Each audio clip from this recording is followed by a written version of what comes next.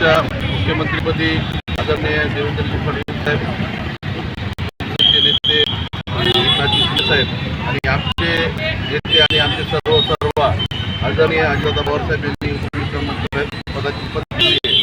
आणि या महाराष्ट्राचा विकासाचा गाडा भेटण्यासाठी या त्रिमूर्तींनी आज महाराष्ट्राच्या पदावर विराजमान झाले.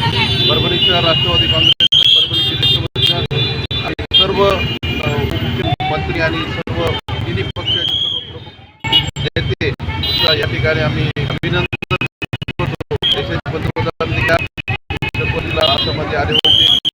सर्व राजकीय मंडळी आणि राष्ट्रवादी सर्व राजकीय मंडळी या ठिकाणी खूप विकासाचा गाडा हा परभणीमध्ये कसा पोहोचेल या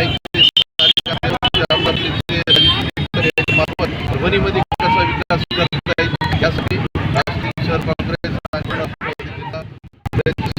आणि या